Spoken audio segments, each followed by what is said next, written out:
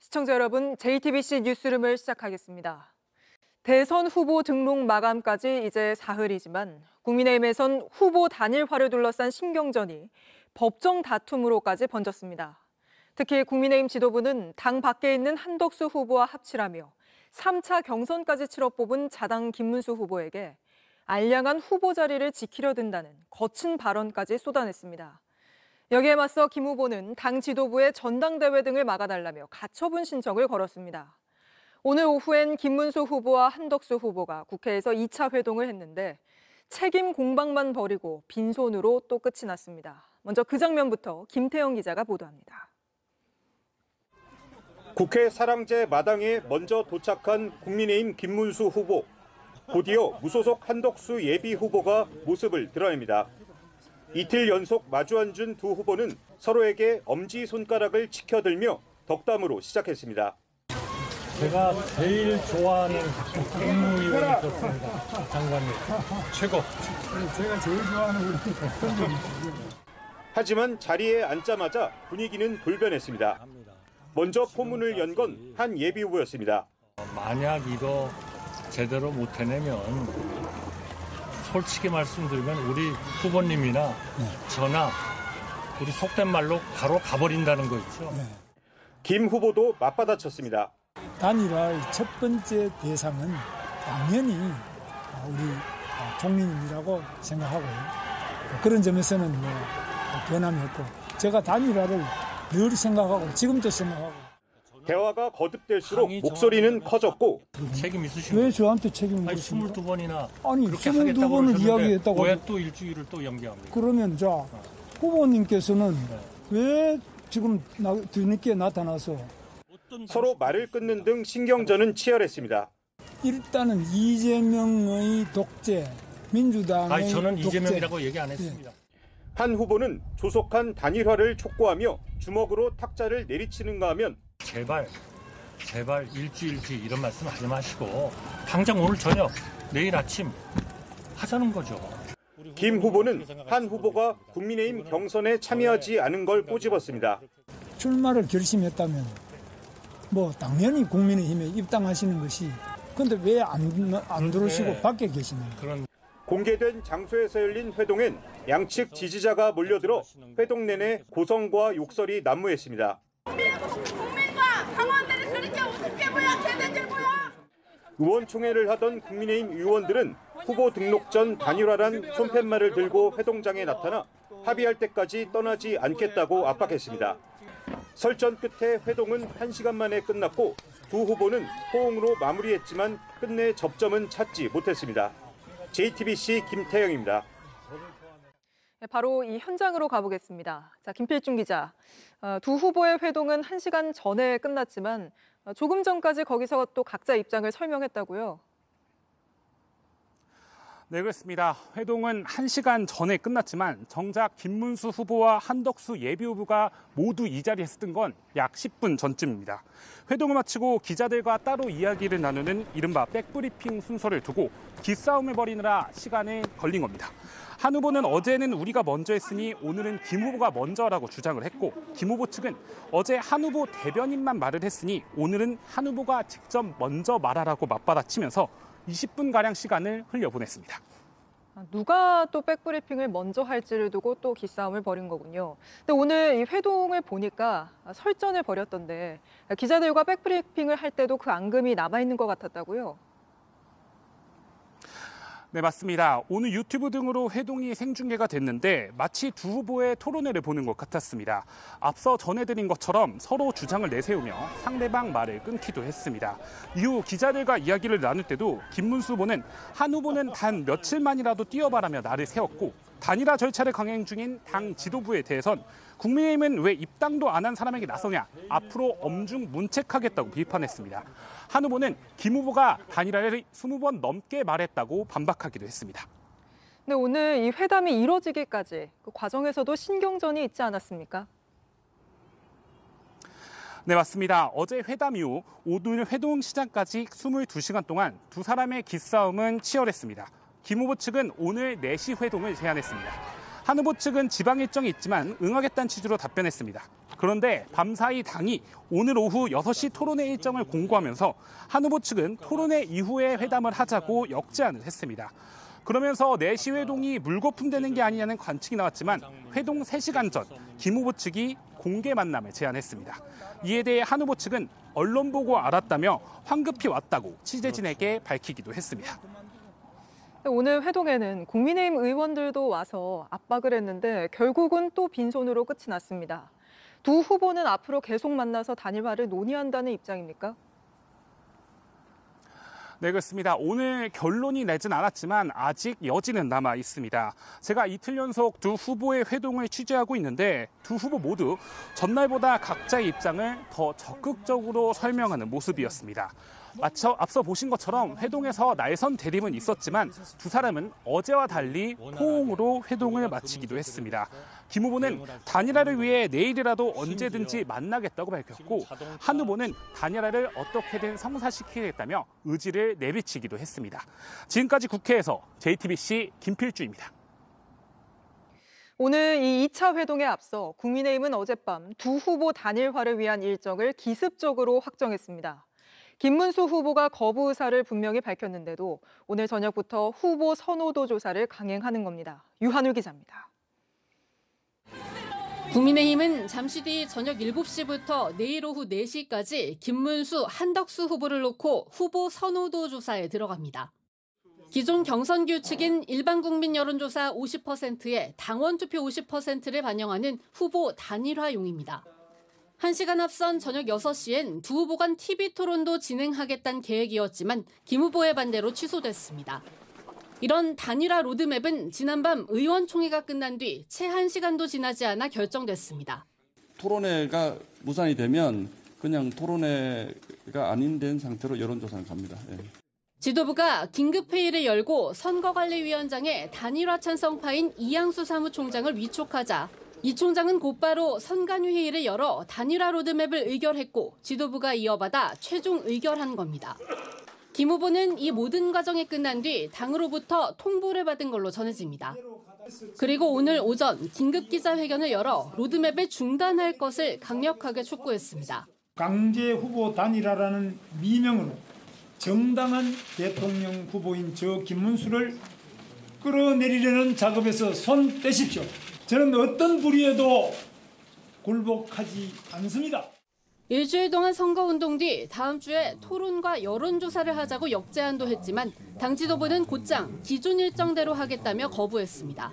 이재명 독재를 막을 수만 있다면 그 어떤 비난, 그 어떤 책임도 감수할 것입니다. 저를 밟고서라도 두 분 후보님께서 반드시 단일화를 이뤄내서 이번 대선을 승리로 이끌어 주시길. 당에선 대통령 최종 후보자 지명을 위한 전국위원회를 오는 11일 오전으로 이미 소집해둔 상황입니다. JTBC 유한울입니다. 국민의힘 지도부는 김문수 후보를 향해 알량한 후보 자리를 지키려 한다, 한심하다, 목소리를 높였습니다. 당 지도부가 상대 후보도 아닌 자당 후보를 향해 이런 거친 발언들을 쏟아낸 건데 계속해서 황예린 기자가 보도합니다. 김문수 후보가 발표한 단일화 로드맵을 본 국민의힘 지도부는 곧바로 비판을 쏟아냈습니다. 민주화 투사인지 3번의 국회의원과 2번의 경기지사 그리고 노동부 장관을 여기만 우리 당의 중견 정치인인지 의심이 들었습니다. 전 당원 여론조사에서 당 후보 등록 마감일인 11일 전까지 단일화를 해야 한다는 목소리가 80%를 넘었다는 겁니다. 그러면서 당 대선 후보 자리를 두고 알량하다는 표현도 썼습니다. 당원들의 명령을 무시한 채 그 알량한 대통령 후보 자리를 지키기 위해서 오늘 아침 기자회견하는 모습을 보면서 권영세 비대위원장은 이기지 못하는 선거 후보가 무슨 의미냐고 저격했고 이기지 못하는 선거에 후보만 되는 게 무슨 의미가 있겠습니까? 그 뒤에 뭐 당의 당 권력을 잡는다, 그 잡아질지 어떨지도 모르겠지만 그렇게 이 잡은들 뭐 하겠습니까? 김 후보가 한덕수 후보를 겨냥해 유령 헛개비를 보고 단일화하라는 거냐고 한 걸 반박하기도 했습니다. 그 유령 헛개비 후보와 단일화를 하겠다고 일관해서 얘기하신 거는 김문수 후보입니다. 여태까지 봐왔던 김문수 선배 모습과 전혀 다른 모습이기 때문에 대단히 안타깝습니다. 당 경선 도중 김문수 캠프를 이끌었던 국회의원들도 반발하고 나섰습니다. 정책 총괄 본부장을 맡았던 박수영 의원은 내가 알던 김문수가 아니다라며 70세가 넘으면 공직을 하면 안 된다는 걸 느낀다고 말하기도 했습니다. 또 다른 김문수 캠프의 일원이었던 김미애 의원은 소셜미디어에 주변으로부터 기망한 것 아닌가 책임져라는 원망을 듣는다며 단일화를 촉구하겠다며 이틀째 단식에 나섰습니다. JTBC 황예린입니다. 앞서 보신 것처럼 김문수 후보와 한덕수 예비후보는 서로 자신이 더 경쟁력이 있다고 주장하고 있습니다. 하지만 두 후보 모두 결국 계엄을 막지 못한 지난 정부의 핵심 인사들이고 지지층도 윤석열 전 대통령 탄핵 반대 세력과 겹친다는 점에서 비슷합니다. 신진 기자입니다. 김문수 국민의힘 후보는 무소속 한덕수 예비후보가 이재명 더불어민주당 후보의 맞수가 못 된다고 했습니다. 한덕수 후보로 해가지고 승산이 있다면 그러면은 제가 살신성인의 자식을 뭐라도 할 수도 아니겠습니까? 그분이 동네 구의원 선거라도 한번 해보셨습니까? 정치 경험 등을 볼 때 자신이 낫다는 겁니다. 그러면서 사랑제일교회 목사 정광훈 씨를 염두에 둔 광장 세력과의 연대를 언급하고 광장 세력과도 함께 손을 잡을 필요가 있습니다. 나라가 위험할 때는 의병을 일으키듯이.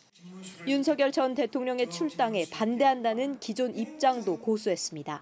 인기 떨어지면 잘라낸다. 이런 것들은 정당의 원리에는 맞지 않는다. 한덕수 무소속 대선 예비 후보도 오늘 구미에 있는 박정희 전 대통령 생가를 찾아 보수 표심 잡기에 나섰습니다. 방명록에 제가 모신 첫 대통령이라며 뜻을 영원히 마음속에 새기고 간직하겠다고 썼습니다. 글씨를 정말 잘 쓰십니다. 저는 거기에 비하면 너무나 잘 못 쓰는 사람이 돼가지고. 함께 일한 일화를 털어놓기도 했습니다.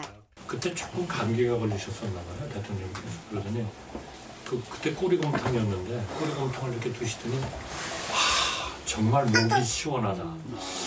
정말 막 가슴이 찡 하더라고요. 대통령이 어떻게 저렇게 편찮으신데도 불구하고 오늘 우선 이렇게 나오셨을까. 김 후보는 계엄 직후 국민께 사과하라는 야당 의원 질의에 국무위원 중 유일하게 사과하지 않았고 사죄합니다 하십시오. 시작! 한 예비 후보는 계엄 직전 회의에 참석해 내란 모의 혐의로 수사를 받고 있습니다.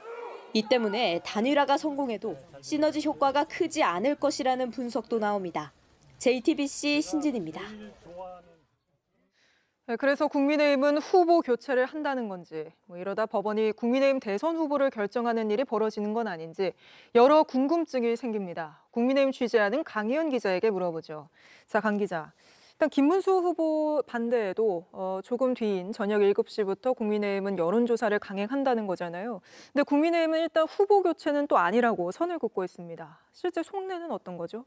네, 당은 단일화를 위한 여론조사라고 설명하고 있지만 사실상 후보 교체 가능성을 염두에 둔 모습입니다. 네. 이미 11일 전국위원회까지 소집해둔 상태인데요. 김문수 후보와 한덕수 예비 후보를 놓고 여론조사를 실시한 뒤 그 결과로 최종 후보를 확정해서 전국위원회 추인을 받겠다는 겁니다. 김 후보 측은 사실상 이런 부분들을 통보했던 걸로 알려졌는데 당이 강제 단일화 절차에 들어간 겁니다.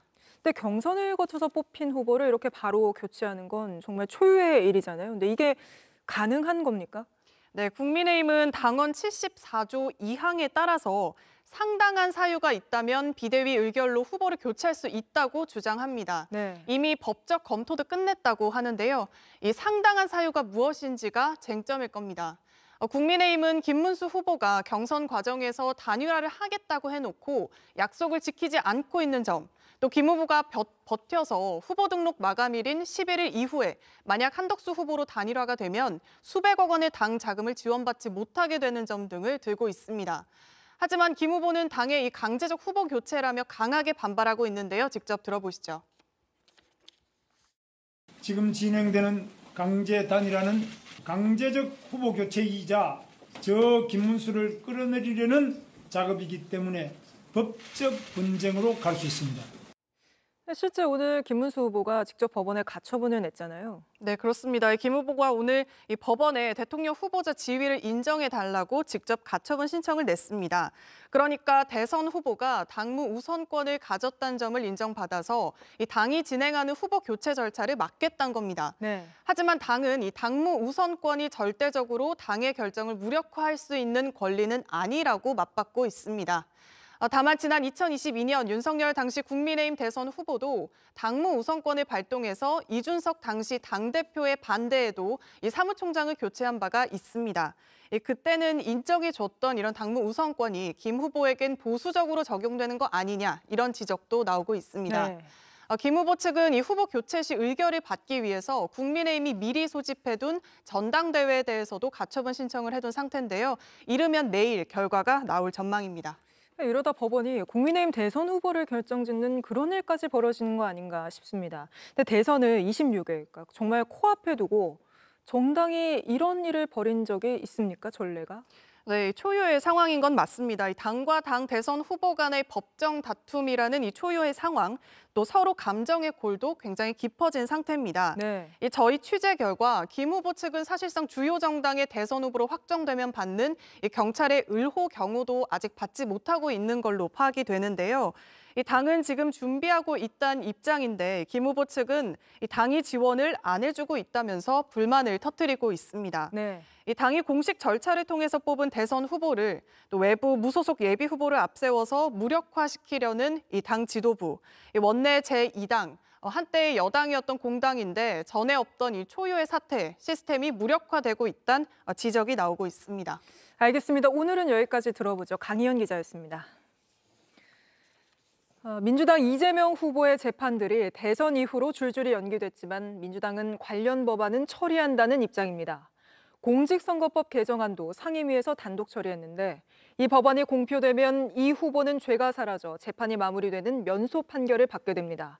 또 민주당 역시 보전받은 대선 비용 434억 원을 반환하지 않아도 됩니다. 박현주 기자입니다. 대법원은 이재명 더불어민주당 대선 후보의 공직선거법 사건에서 문제가 된 발언이 허위사실 공표 구성 요건 중 행위에 해당한다고 판단했습니다. 피고인은 해외 출장 기간 중에 김문규와 골프를 친 것이 사실이므로 이 골프 발언은 골프 동반의 교유 행위에 관한 허위사실 공표에 해당합니다. 민주당은 곧바로 선거법 개정에 나섰습니다. 공직선거법상 당선 목적으로 후보자의 경력이나 행위 등에 관해 허위 사실을 공표하면 처벌받습니다. 그런데 해당 조항에서 행위란 문구를 아예 삭제하는 개정안을 상임위에서 단독 처리했습니다. 대통령 당선 시 재판을 중지시키는 형사소송법 개정안도 단독으로 상임위를 통과시켰습니다. 당선되어서 대통령이 취임하고 그 임기 종료 시까지는 재판 절차가 정지되도록 하는 의무 조항을 두었습니다. 두 개정안이 본회의를 통과해 공포된다면 이 후보가 대통령에 당선될 경우 현재 받고 있는 5개 재판이 즉시 중단되고 허위사실 공표와 관련해선 면소 판결을 받을 수 있게 됩니다. 면소 판결은 소송을 끝내는 판결의 한 종류로 법이 바뀌어 재판 시점에 범죄가 성립하지 않는 경우 내려지게 됩니다. 이럴 경우 민주당은 지난 대선 때 보전받은 선거비용 434억 원을 반환하지 않아도 됩니다. 선거법에 따라 당선 무효에 해당하는 형이 확정되면 소속 정당은 보전받은 선거 비용을 반환해야 합니다. 결국 민주당으로선 당 차원의 부담까지 떨어내는 입법을 한다는 지적도 나옵니다.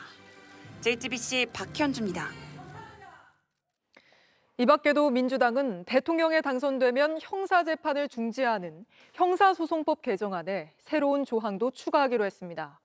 그런데 그 조항이 무죄가 확실한 경우엔 재판을 계속할 수 있다는 취지여서 논란이 예상됩니다. 하예빈 기자입니다. 민주당 김용빈 의원이 대표 발의한 형사소송법 개정안은 피고인이 대통령에 당선될 경우 진행 중인 형사재판을 정지시키는 내용이 골자입니다. 앞서 민주당은 현행 헌법 84조에 규정된 대통령의 불소추 특권을 좀 더 명문화하는 취지라는 입장이었습니다. 어제 법사위는 법안심사 소위를 열고 이 개정안 관련 논의를 진행했습니다. 이 과정에서 일부 민주당 의원 의견으로 새로운 조항이 추가됐는데 피고 사건에 대하여 무죄, 면소, 형의 면제 또는 공소 기각의 선고를 할 때는 공판 절차가 정지되지 않도록 한다는 겁니다. 무죄 면소 형의 면제 또는 공소 기각의 선고를 하는 경우에는 그러하지 아니하다. 그러니까 그런 선고를 하는 경우에는 할 수 있다는 취지로 그렇게 명백하게 바꾸는 것이 좋을 것 같고.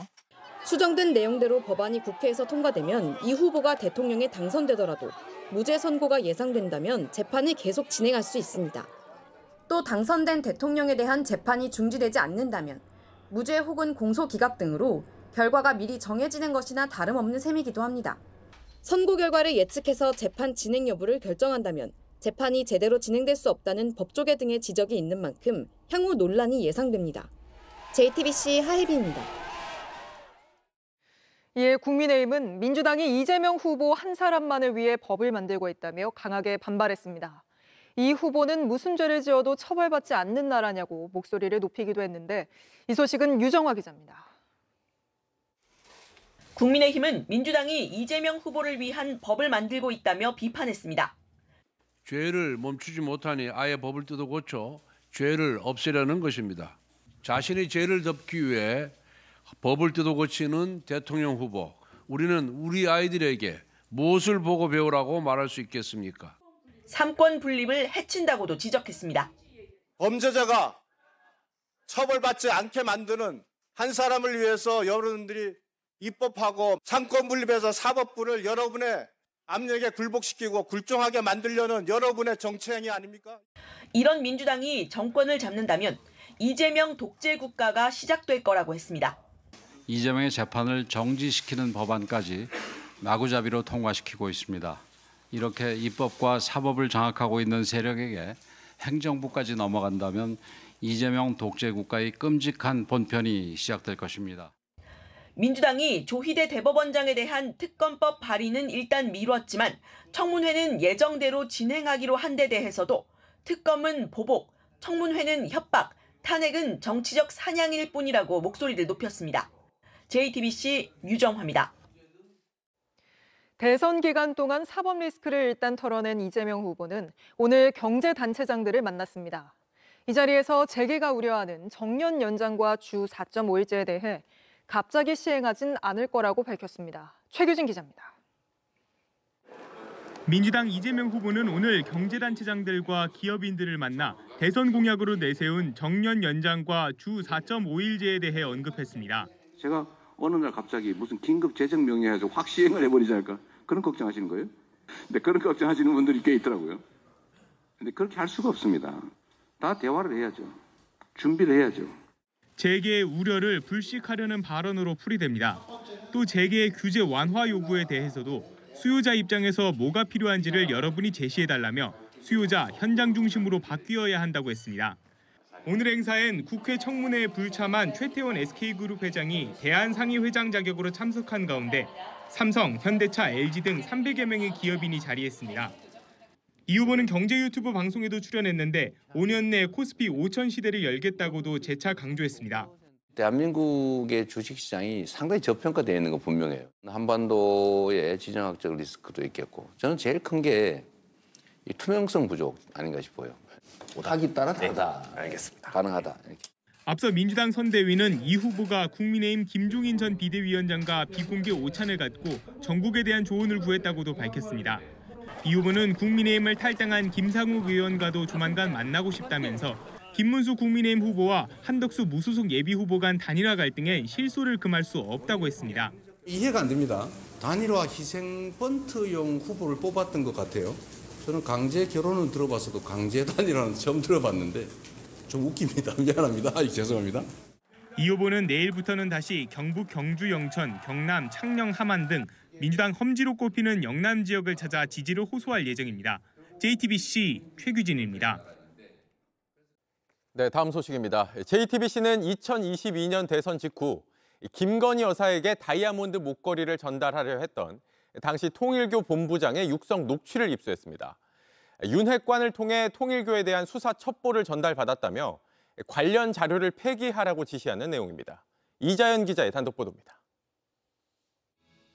2022년 9월 통일교 당시 세계본부장 윤모 씨가 집무실에서 다른 핵심 관계자와 대화를 나눕니다. 나한테 준 건 최고위직이거든. 제보가 들어와서 이 제보에 보니까 금액이 큰 거지. 최고위직이 줬다는 정보, 수사 첩보였습니다. 공소 쉬고 있다고 했어. 요양관리법이라고 얘기했거든. 나한테 그렇게 얘기를 했다. 그래서 수익을 할 수 있다. 대비를 하라. 그 다음에 로펌 선임해라. 외환관리법 위반 관련한 수사가 있을 수 있고 압수수색에 대비하라는 얘기를 들은 것으로 보입니다. 윤 전 본부장은 증거를 없애라고 구체적으로 지시합니다. 재정하고 총무 쪽은 노트북 같은 거 포맷시키라고 했어요. 자료 같은 거, 웹카드, 하드디스크 빼가고 페이퍼 같은 걸 폐기하라고 했었어요.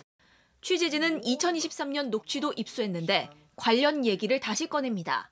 작년 10월 3일 근데 뭐 가서 좀 알아보고 그랬잖아요. 그 경찰청에 제보를 했다니까 인지수사로.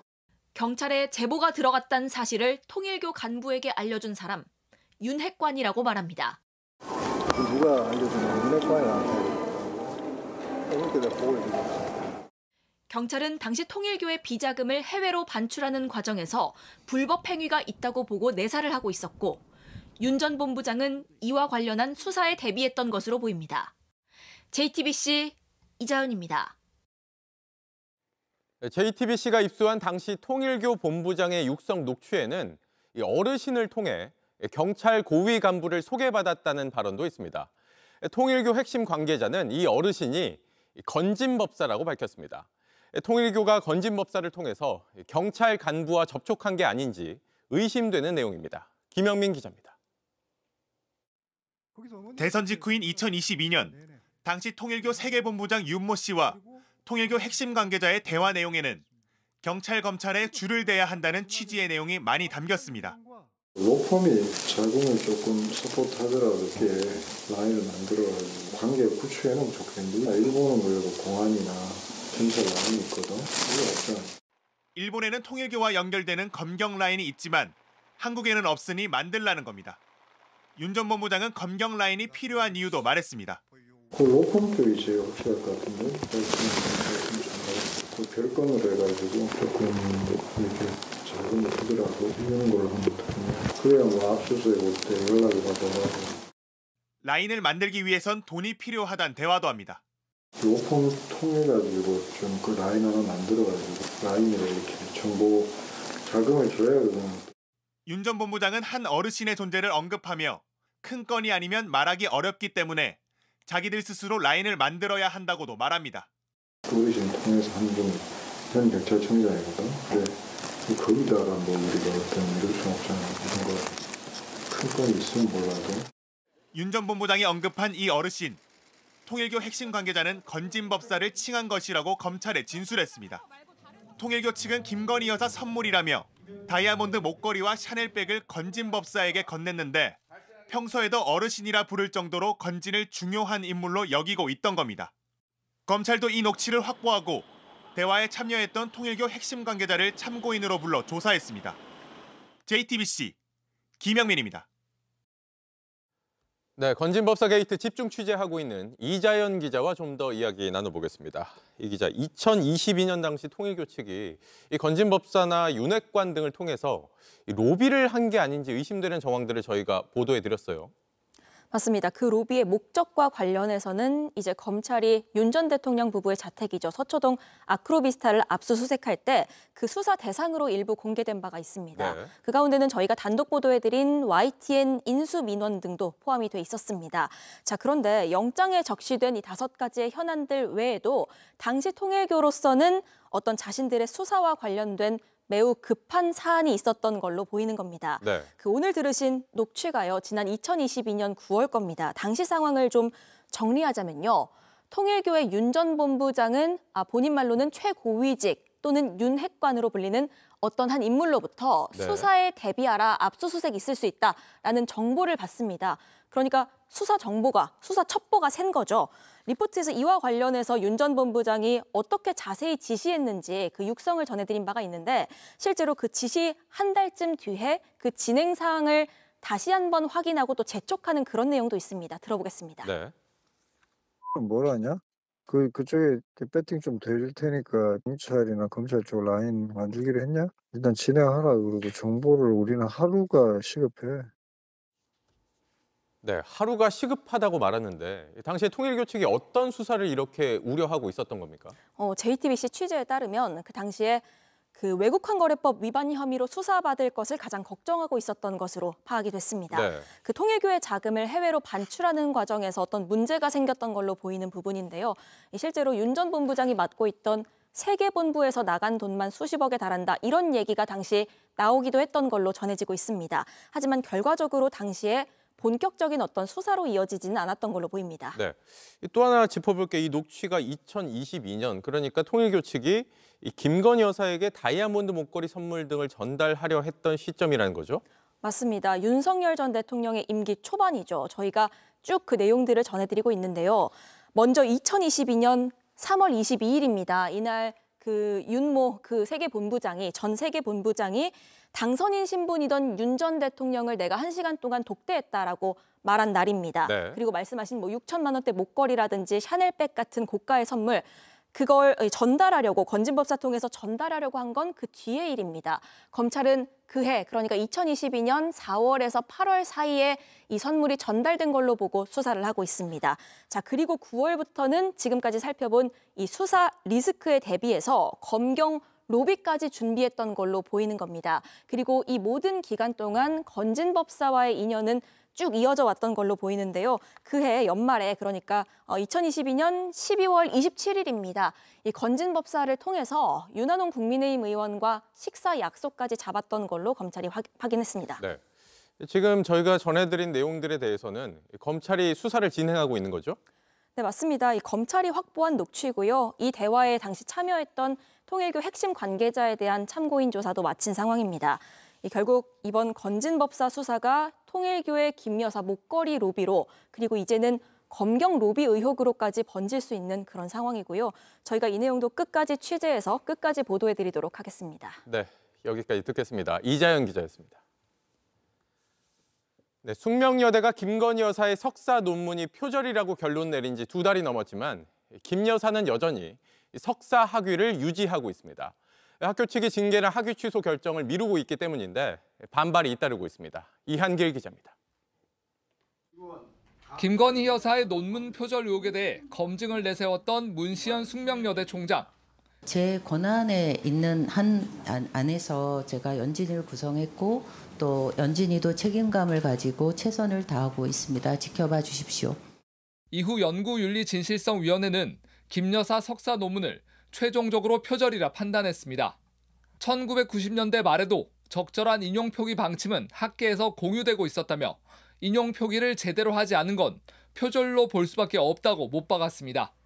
이제 김 여사를 어떻게 징계할지 석사 학위를 취소할지 결정만 남은 상황.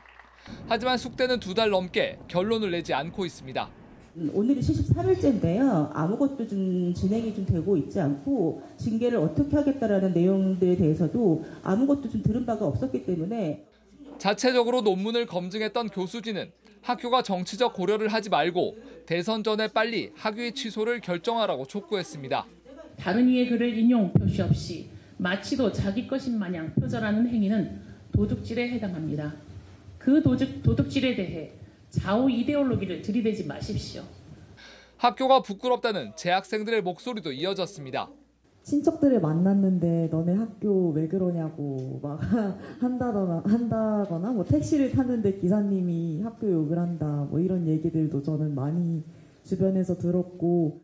하지만 숙대 측은 연진위가 아직 제재 수위를 정하지 않았다며 총장도 보고를 기다리고 있다고 해명했습니다. JTBC 이한길입니다. 김건희 여사 일가가 운영하는 요양원의 노인 학대 의혹, 불법 운영 의혹도 커지고 있습니다. 김 여사의 모친과 오빠가 검찰에 고발당하기도 했습니다. 성화선 기자입니다. 올해 초 김건희 여사의 일가가 운영하는 요양원에서 일했던 연모 씨. 요양원이 어르신을 제대로 돌보지 않았다고 주장했습니다. 사실을 묻어서 하는 것도 문제였지만 어떤 그 시간을 정확하게 기록을 해야 되는 그것도 형식적으로 하는 것 같았고. 급식도 부실해 일하는 동안 본인도 식사를 제대로 못할 정도였다고 했습니다. 또 다른 요양보호사도 최근 어르신에게 썩은 과일 등이 제공됐다며 이를 지자체에 신고했습니다. 개도 안 먹는 것을 우리가 이렇게 먹어야 되느냐 이런 몇 차례 제가 들었죠. 섞어서 재활용했다는 그런 느낌을 저는 받아서 식사를 저는 못하겠더라고요. 결국 한 달을 채우지 못하고 그만뒀습니다. 국민건강보험공단이 2022년에 점검한 결과 해당 요양원에서 2년 이상 근무한 직원은 15%에 불과해 미흡 평가를 받았습니다. 또 염 씨는 소방 안전에 대한 의혹도 제기했습니다. 방염 이제 벽지가 돼야 되고 방염으로 처리된 이제 커튼이 되어야 되는 거죠. 스티커가 거기에 이제 부착이 되어 있지 않으니까 또 제가 육안을 봤을 때도 방염 처리가 안 되은 제품이지 않을까. 오늘 인터넷 매체 서울의 소리는 김건희 여사의 어머니와 오빠를 서울중앙지검에 고발했습니다. 입소자들을 학대하거나 방치했다며 노인복지법과 식품위생법 등을 위반했다고 주장했습니다. 앞서 남양주시의 위생 점검 결과 위탁 급식업체의 조리도구에서 녹과 이물이 발견되기도 했습니다. 또 급식 종사자가 마스크를 착용하지 않아 관련 항목에서 부적합 판정을 받았습니다. 요양원에서 급식을 제공하는 업체는 김 여사의 오빠가 운영하고 있었습니다. JTBC 성화선입니다.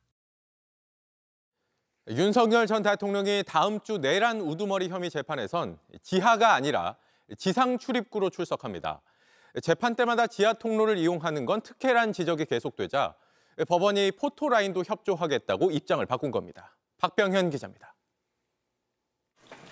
그동안 윤석열 전 대통령은 두 차례 내란 우두머리 혐의 재판에 출석했습니다.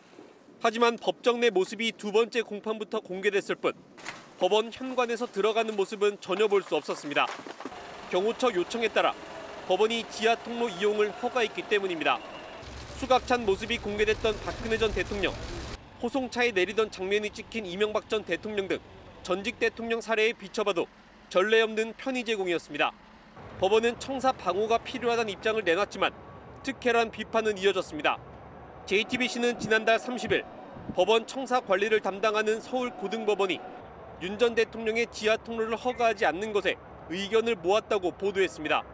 그리고 법원은 오는 12일 예정된 세 번째 공판 당일 지상 출입구를 통해 출입하도록 한다고 밝혔습니다. 공식적으로 윤 전 대통령에게 편의를 제공하지 않겠다고 입장을 정리한 겁니다. 법원은 지난 공판 때 청사 주변 상황 등을 토대로 서울고법, 중앙지법 관계자 등의 간담회에서 논의한 상황을 종합적으로 고려했다고 했습니다. 그동안 윤 전 대통령이 법원에 나올 때 법원 주변 상황을 살폈는데 돌발 상황이 생길 가능성이 낮아졌다 판단한 겁니다. 다만 법원은 많은 사람들이 몰릴 가능성에 대비해 이번 주 금요일 밤 8시부터 12일 자정까지 일반 차량 통행을 금지하고 출입구를 막을 예정입니다.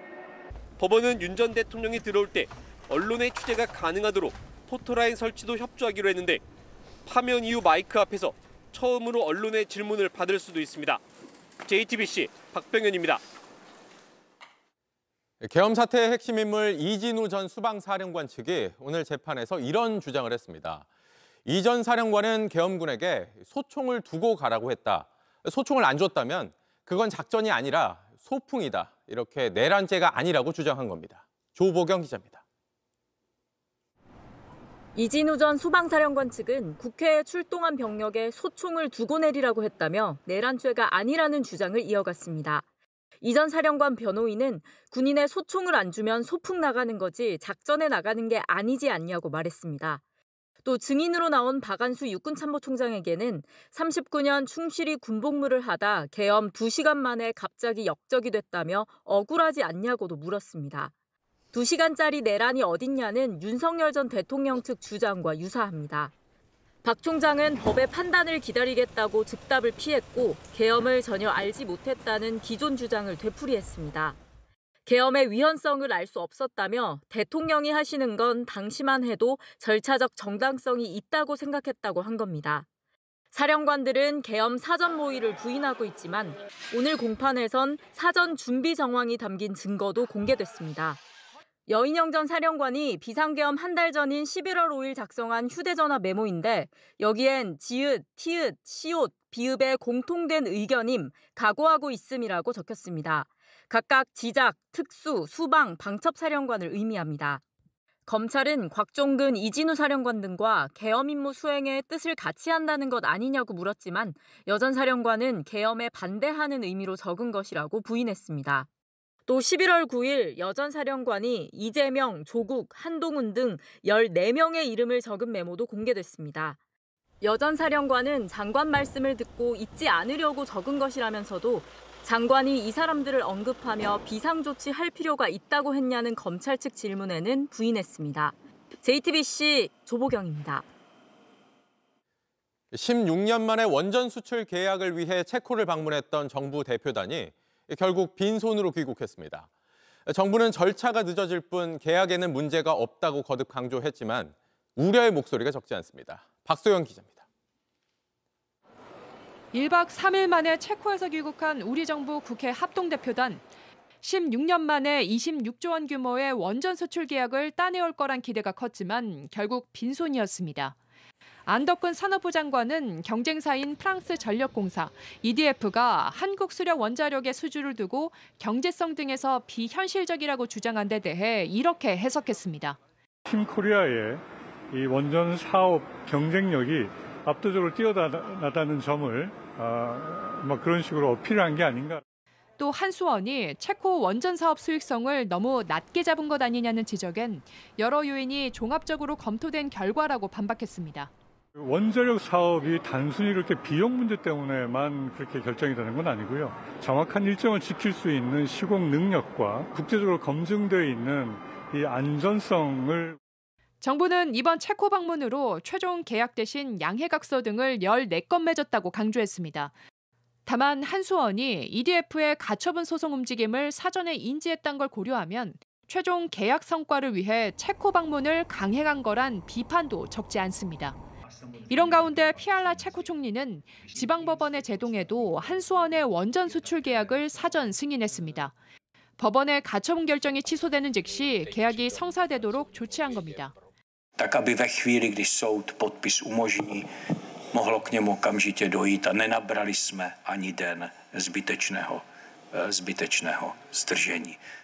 다만 체코 측은 원전 건설에 참여하는 현지화율을 30%에서 60%로 늘리길 희망한다는 뜻도 밝혔습니다.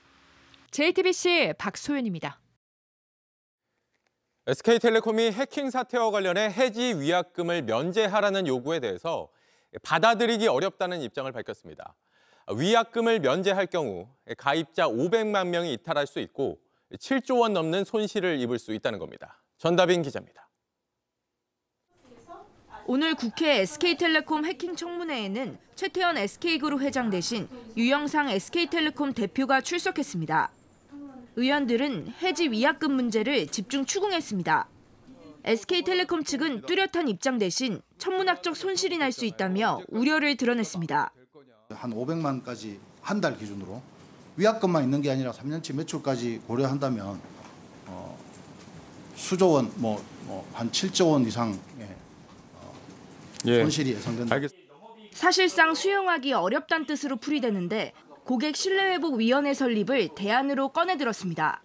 고객 신뢰회복위원회를 저희가 조속히 설치해서 위약금 문제를 포함해서 전체적인 어떤 고객 신뢰 회복에 대해서 다룰 수 있도록 하겠습니다. 하지만 구체적 계획은 아직 공개되지 않아 일부 의원이 반발하기도 했습니다. 제도적이나 금전적이나 경제적으로 뭔가 나올 수 있도록 해야 되는 겁니다. 그렇게 하겠습니다. 그냥 언발에 오줌나 불 끄듯이 그렇게 해서는 안 된다는 겁니다. 주무부처인 과기부는 위약금 면제에 대해 사업자 기책을 따지는 게 우선이라며 유보적인 입장을 밝혔습니다. 어제 아침에 이제 결과를 좀 받았고 그 결과가 이렇게 아주 명확하지는 않습니다. 사업자에게는 또 상당히 심각한 피해가 될 수도 있기 때문에 그렇게 쉽게 결정할 사유는 아니라고 생각하고 정부는 민간합동조사단 결과가 한두 달 안에 나올 거라고 전망했습니다. 오늘 청문회는 시작부터 최태원 회장 불출석 문제가 도마에 올랐습니다. 불출석 사유서 제출 시간을 도과하여 제출하였다는 말씀을 드립니다. 간사와의 협의를 거쳐 국회에서의 증언, 감정 등에 관한 법률 제15조에 따른 고발 여부를 결정하도록 하겠습니다. 국회 가방위는 전문가를 포함한 태스크포스를 만들어 대선이 끝나면 모든 통신사를 상대로 현안 질의를 진행하기로 했습니다. JTBC 전다빈입니다. 10년 전 수십억 원대 배임 혐의로 수사를 받다가 미얀마로 도주했던 전직 예술단체 간부가 붙잡혔습니다. 미얀마에서 발생한 강진을 피하기 위해서 국내로 돌아오려다가 공항에서 덜미가 잡혔습니다. 연지환 기자입니다. 올 3월 규모 7.7의 강진이 미얀마를 덮쳤습니다. 건물이 무너져 내렸고 도로 곳곳은 터져나갔습니다. 집계된 사상자만 15,000명, 집을 잃은 사람은 20만 명이 넘습니다. 시간이 흐를수록 상황이 나빠지고 있다는 뉴스가 이어졌습니다.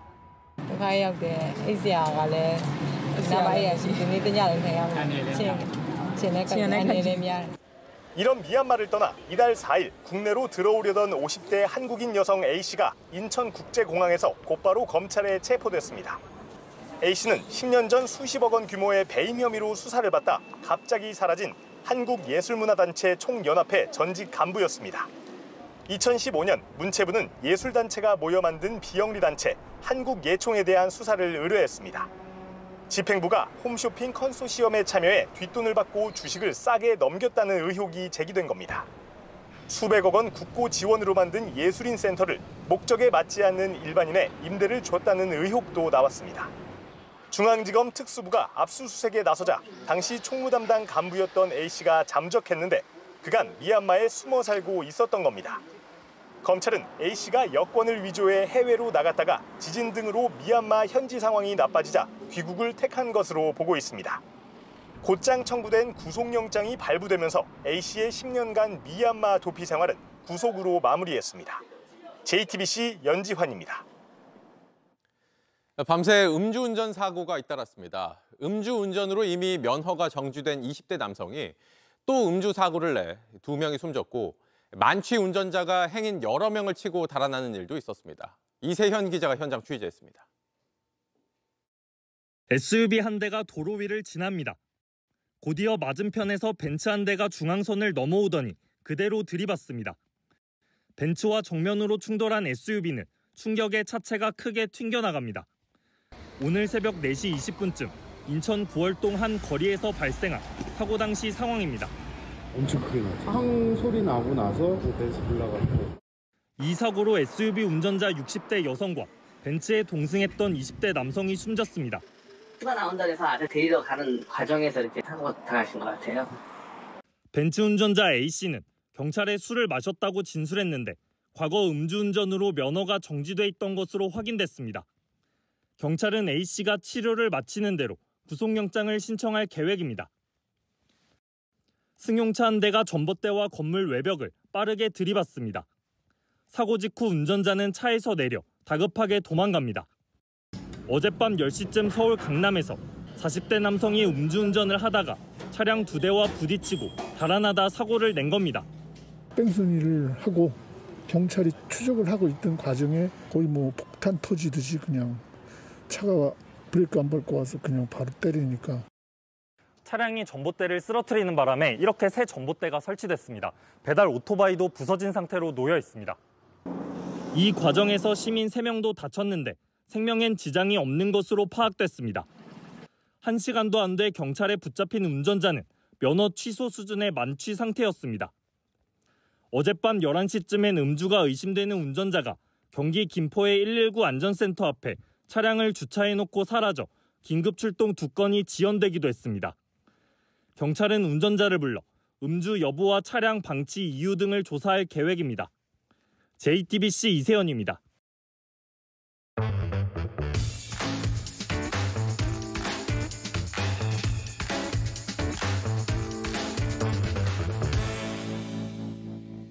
돌아온 비하인드 뉴스, 오늘도 이성대 기자와 함께하겠습니다. 자, 이 기자 바로 첫 번째 키워드 볼까요? 네, 첫 번째 이슈 보겠습니다. 인간에 대한 예의, 마침 오늘이 어버이날이죠. 네. 그래서 그런지 정치권에서는 노인에 대한, 어른에 대한 예의 범절 논쟁이 많이 나왔습니다. 자, 오늘 오전 경북 구미를 방문한 한덕수 후보가 단일화 약속을 지키지 않으면 미래를 걱정하는 분들에 대한 큰 신뢰다, 결례다 이렇게 얘기를 하면서 김문수 후보를 강하게 압박을 했습니다. 네. 자, 그러면서 예의를 지키지 않는다, 예의 좀 차려라 이렇게 또 비판을 이어서 했는데 그 발언 한번 들어보겠습니다. 왜 한덕수 후보가 대통령 후보로 나왔는지 모르겠다. 이런 얘기를 하는 거는 정말 그거는 기본적인 예의도 없는 그러한 분 아닌가. 네, 기본적인 예의도 없다. 이렇게까지 지적을 했군요. 그렇습니다. 참고로 후보 단일화 줄다리기 과정은 흔히 여당이든 야당이든 흔한 힘겨루기가 이루어지는 정치의 네. 영역이지 예의 범절을 다투는 영역이 아닌데도 불구하고 예의 논쟁이 나온 겁니다. 자, 특히 공개된 자료에 따르면 한덕수 후보는 김문수 후보보다 2살이 많은 걸로 알려져 있습니다. 네. 하지만 둘 다 70대 중반이기 때문에 예의가 없다 이런 식의 논란이 조금 더 눈길을 끌고 있다 이런 분석이 있는데요. 자, 당장 정치권에서는 상대방 나이에 상관없이 톡톡 튀는 화법으로 상대방에게 이야기를 하고 있는 그걸로 유명한 이준석 후보조차 이해할 수 없다 이런 반응을 내놨습니다. 직접 들어보시죠.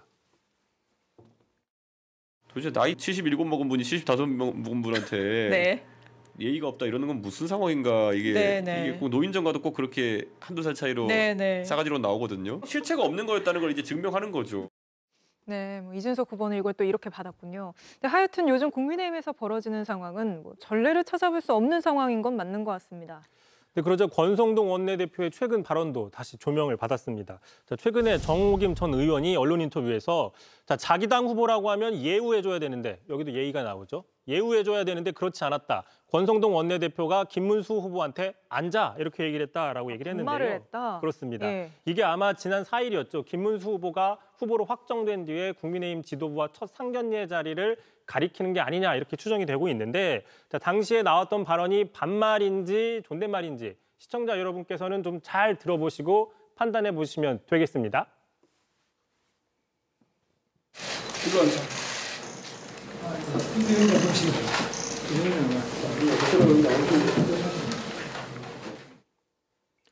자, 참고로 두 사람의 나이 차는 공식 자료에 따르면 9살인데 김문수 후보가 더 많은 걸로 알려져 그렇죠. 있습니다. 알겠습니다. 바로 두 번째 이슈도 볼까요? 자, 두 번째 이슈 보겠습니다. 자, 김문수의 시크릿 가든. 자, 어제 이 시간이었죠. 이재명 후보가 드라마 시크릿 가든처럼 영혼이 바뀐다면 누구의 몸속으로 들어가고 싶냐 이런 질문에 김문수가 궁금하다라고 소개해드린 바가 있었는데 자, 마침 김문수 후보도 오늘 관훈 토론회에서 같은 질문을 받았습니다. 자, 그런데 한덕수냐 이재명이냐, 이재명이냐 한덕수냐라고는 질문을 받자 이재명 후보라고 선택을 했습니다. 자, 그런데 김문수 후보 같은 자리에서 한덕수 후보를 향해서 정체가 뭐냐, 유령이냐 이런 식으로 날선 비난을 했기 때문에 지금 당장 도대체 한덕수 후보가 무슨 생각을 하고 있는지 그 속마음이 더 궁금할 법도 한데 오히려 이재명 후보를 선택한 겁니다. 그 이유는 뭐라고 밝혔습니까? 네, 바로 이제 어떤 네거티브 전략 때문이 아니냐 이런 분석이 나오고 있는데 자, 이유를 직접 들어보겠습니다. 아무리 그렇지만 어떻게 저런 욕을 할 수 있냐 이런 부분에 대해서는 저는 도저히 이해를 못해서 한번 알고 싶고 검사도 사칭하고 총각도 사칭하고 이것도 어떻게 가능한지 저로서는 도저히 이해가 안 돼서 한번 바꿔서 들어가 보고 싶습니다. 자, 지금 한덕수 후보와 힘겨루기를 하고 있으면서도 결국 본선에 올라가서 이재명 후보 대항마는 바로 자신이다. 이런 점들을 부각하려는 의도로 분석이 됩니다. 네, 국민의힘 결국에 어떻게 될지 굉장히 관심인데 마지막 이슈도 같이 볼까요? 네, 세 번째 이슈입니다. 자, 오전에는 좋았는데 자, 오늘 오후에 앞서 보신 것처럼 국회 과학기술방송통신위원회에서는 SK의 유심 사태 관련된 청문회가 열렸죠. 네. 앞서 최태원 SK 회장은 출석할 수 없다라는 불출석 통지서를 보냈습니다. 자, 그러자 최민희 위원장이 이에 대해서 허락할 수 없다, 불허합니다라고 강경한 입장을 밝혔지만 결국에 오늘 불참했습니다. 네. 자, 민주당에서는 SK텔레콤 측이 위약금 문제에 대해서 소극적인 데다가 최고 책임자가 불출석했다고 강하게 비판을 했습니다.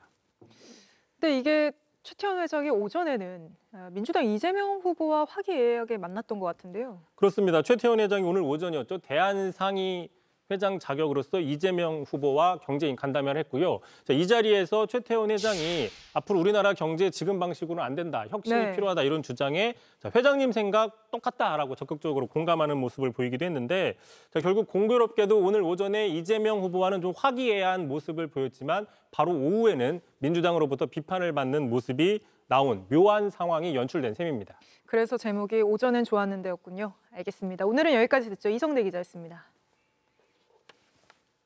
네, 바티칸에선 새 교황을 뽑는 콘클라베가 진행 중입니다.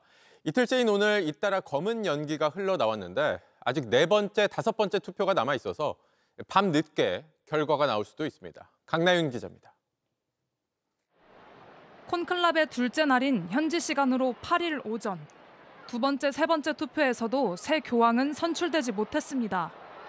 잠시 탄식이 쏟아졌지만 시스티나 성당의 굴뚝을 애타게 바라보는 신자들의 기대는 식을 줄 모릅니다. No importa el color del humo, ahorita lo importante es rezar porque venga el próximo papa, que sea quien sea, seguramente es enviado por el Espíritu Santo. 사람들 사이에선 굴뚝이를 맴도는 갈매기마저 성령의 징조가 아니냐며 화제가 되기도 했습니다. 추기경은 총 133명, 3분의 2인 89명 이상의 지지를 얻는 후보가 나올 때까지 투표는 계속됩니다. 최근 100년간 치러진 콘클라베에서 모두 사흘 이내에 새 교황이 선출된 만큼 빠르면 우리 시간으로 오늘 밤 새 교황을 만날 수도 있습니다. 우리 돈 약 335억 원 넘게 걸린 베팅 사이트 폴리마켓에서는 온건파인 이탈리아의 피에트로 파롤린 추기경의 선출 가능성이 가장 높은 것으로 꼽혔습니다. 보다 진보적인 성향의 필리핀의 루이스 안토니오 타글레 추기경과 이탈리아의 마테오 주피 추기경도 유력 후보로 거론됩니다. 나흘째까지도 후보가 좁혀지지 않으면 하루 쉬면서 다시 총의를 모으는 회의를 열게 됩니다. JTBC 강나윤입니다. 중국 곳곳에서 오랜 기간 중단됐던 초고층 빌딩 공사들이 재개되고 있습니다. 중국 당국이 침체돼 있던 부동산 시장 살리기에 주력하고 있기 때문인데 베이징 이도성 특파원이 현장에 가봤습니다. 신도시 개발지구 한가운데 우뚝 선 건물, 무려 600m에 육박하는 텐진 177 빌딩입니다. 한국에서 가장 높은 건물보다 40m 정도 더 위로 솟았습니다. 2008년 첫 삽을 떴지만 7년 만에 작은 문제로 브레이크가 걸리면서 전 세계에서 가장 높은 미완공 빌딩이라는 오명이 붙었습니다. 무려 10년 동안이나 멈춰섰던 공사는 최근에서야 비로소 다시 시작됐습니다. 예정대로 2년 뒤 공사가 마무리되면 지구상 6번째로 높은 빌딩으로 이름 올립니다. 6년이나 공사가 중단된 스촨성 청두시 수펑 468 빌딩도 지난달 다시 올라가기 시작했습니다. 완공되면 중국 남서부 랜드마크로 자리매김합니다. 중국 경제의 발목을 잡아온 부동산 시장에 훈풍이 불고 있습니다. 관세 전쟁과 내수 부진을 마주한 중국 당국이 부동산 살리기에 나섰기 때문입니다. 加快出台与房地产发展新模式相适配的系列融资制度 助力持续巩固房地产市场的稳定态势。 올 1분기 부동산 대출 잔액이 3년 만에 최대 증가폭을 기록하는 등 긍정적 흐름도 나타나고 있습니다. 내수 부양을 위한 현금 살포 역시 부동산 시장에 활력을 불어넣는 요인 중 하나입니다. 降低存款准备金率 0.5个百分点，预计将向市场提供长期流动性约1万亿元。 고용 증가와 제조업 성장 등 낙수 효과가 큰 부동산 시장 살리기가 하방 압력을 받고 있는 중국 경제에 힘을 보탤 전망입니다. 중국 베이징에서 JTBC 이도성입니다. 서울의 마지막 달동네 백사마을이 오늘부터 철거에 들어갔습니다. 60년대 도심 개발에 밀려난 철거민들의 마을. 드라마 재벌집 막내 아들이 촬영된 곳이기도 한데 이젠 역사 속으로 사라지게 됩니다. 김지윤 기자가 마지막 모습을 전해드립니다. 크레인이 움직이자 녹슨 지붕과 돌담이 무너져 내립니다. 서울 마지막 달동네로 불리는 노원구 백사마을이 오늘 철거에 들어갔습니다. 드라마 재벌집 막내 아들의 촬영지가 됐던 마을 초입의 식당은 40년 넘게 한 자리를 지켜오다 최근 철거를 앞두고 이사했습니다. 식당 사장 이명순 씨는 5겹으로 떼워진 양철 지붕을 보면 사람들로 북적이던 골목길이 떠오르고 우리 집 왔어요.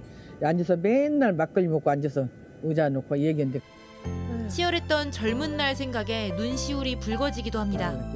우리 애들도 여기 와서 이제 어렸으니까 밥을 내가 집에서 못 해주잖아. 밥을 먹으려고 하면 식탁이 부족하니까 먹다가 쫓겨난 거야. 너희 좀 빨리 그만 먹고 가라고 내가 쫓아내지. 손님들 받으려고. 그런 시절이 있었어. 이달 말 문을 닫는 떡집 사장 이식예 씨는 60년 전 마을에 터를 잡았습니다. 매일 새벽 3시면 나와 떡을 짓고 자녀들을 키우다 보니 어느새 83세 나이가 됐습니다. 서운했지. 오늘도 가서 집을 가서 보고 왔어. 이런 데서 살다가 그 아파트에 가니까 사람도 구경도 못 하고. 40년 전 상경한 추유진 씨는 백사마을에서만 3번을 이사하며 꿈을 키웠습니다. 이제 큰애 살 때는 그때는 이제 새로 살았던 데고 여기 갈 때는 내 집을 사가지고 간 거지. 공장이었었지, 공장. 의류. 아이들과 드나들던 가게부터 이웃 이름까지 생생히 떠오릅니다. 여기는 옛날에 이제 한복 가게 했던 집. 여기도 옛날에 약국을 썼지. 이들에게 백사마을은 애환과 꿈이 서린 고향입니다. 그래 지금 생각하니까 왜 그랬는지 모르겠어. 네? 좋은 환경으로 갔었어야 되는 건데 이제 살다 보니까 뭐 고향 같아서 이제 못 떠나는 거지. 아파트 단지로 뒤바뀌는 마을은 이제 주민들의 기억 속에 영원히 남게 됐습니다. JTBC 김지윤입니다.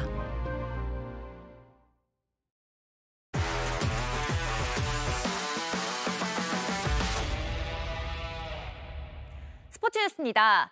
출근이 행복할 지경이다. 너무 행복해서 요즘 잠을 못 잔다. 한화 팬들이 쏟아낸 말입니다. 실화가 된 단독 1위. 많은 이유들이 있지만 마무리 김서현 선수를 빼놓을 수가 없는데요. 정작 김서현은 숨은 영웅으로 불펜 포수를 얘기했습니다. 이혜원 기자가 만나봤습니다. 20년 만에 9연승에 도전할 때부터 대전구장은 행복으로 가득 찼습니다. 출근이 행복할 지경입니다. 너무너무 행복하고요. 저희 아버지가 요즘 잠을 잘 못 주무세요. 너무 행복해서. What's your favorite player? 99? 99, yeah. 선발 문동주가 1회와 2회 실점하며 불안하게 출발했지만 팬들에겐 믿고 보는 한화 야구였습니다. 정말 쉽게 역전을 해냈습니다. 그리고 9회 삼성이 넉 점을 따라붙자 어김없이 김서현이 마운드에 올랐습니다. 이날도 무실점이었습니다. 평균 자책점은 여전히 0점대 11세이브로 이 부문 1위를 달렸습니다. 이런 김서현이 빛나는 순간 저 멀리 불펜에선 흐뭇하게 지켜보는 사람이 있었습니다. 저희 형이고요. 이름은 김지현입니다. 독립리그를 거쳐 지난해 SSG 육성 선수로 입단했지만 지금은 한화 불펜 포수입니다. 제가 작년에 방출되고 나서 아예 이제 야구를 안 하겠다. 먼저 서현이가 고민하고 있을 때 먼저 저한테 와달라고. 동생은 어릴 때부터 함께 야구해온 형의 꿈을 이어받아 형의 등번호 44번을 달았습니다. 형은 언제나 동생의 공을 가장 먼저 가까이에서 받으며 마음까지 다 알아챕니다. 서현이에 대한 장점이요? 뻔뻔함? 뻔뻔하고 약간 그런 게 마운드에서 이제 당당함이 나오지 않나. 자신감 잃지 말라는 얘기 좀 많이 해주시죠. 단독 1위에 오른 한화, 김서현은 이름을 드러내지 못하는 불펜 포수에게 공을 돌렸습니다. 먼 훗날에는 이제 불펜 포수의 형이 아니라 이제 진짜 선수인 형이랑 같이 이제 우승을 하고 있는 그런 모습이 좀 있지 않을까라는 생각. JTBC 이혜원입니다. 프로축구 K리그가 이 장면으로 며칠째 시끄럽습니다.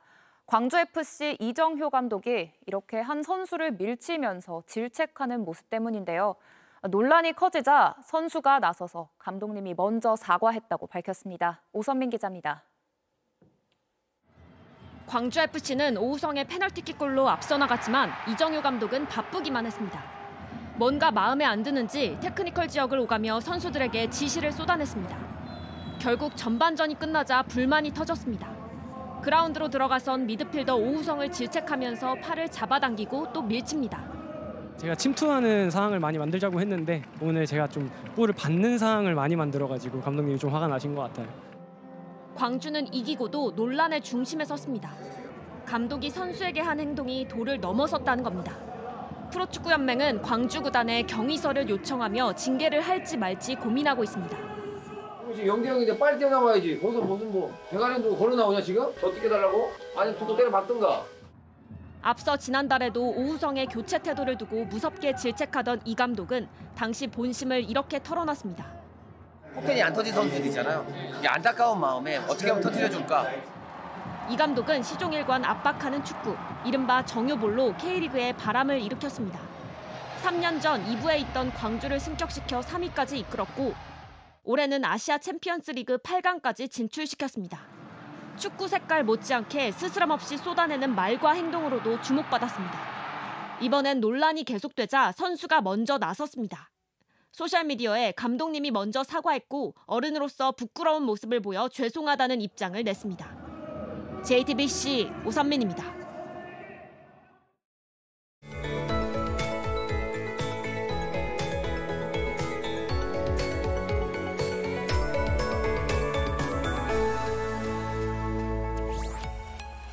강한 햇살이 기온을 빠르게 끌어올리면서 한낮엔 마치 초여름 같았습니다.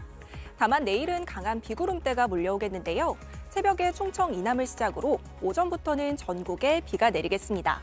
특히 제주 산지에는 최대 200mm 이상, 남해안과 지리산 부근에는 80mm가 넘는 많은 비가 쏟아지겠습니다. 그 밖의 지역은 10에서 50mm 정도 내리겠고 바람도 거세게 불겠습니다. 많은 비가 예보된 남해안과 제주도는 비의 강도도 무척 강하겠고요. 돌풍과 천둥, 번개가 동반되겠습니다. 호우 대비를 철저히 하셔야겠습니다. 내일 아침까지는 서울 15도, 대구 13도로 온화하겠습니다. 다만 낮에는 서울 16도, 대전 18도에 머물며 오늘보다 10도 가까이 뚝 떨어지겠습니다. 옷차림에 유의하셔야겠습니다. 남부와 제주도의 비는 내일 밤 사이에 그치겠지만 중부와 전북 지역은 모레까지 이어지겠고요. 일요일부터는 바깥 활동하기 수월해지겠습니다. 날씨였습니다.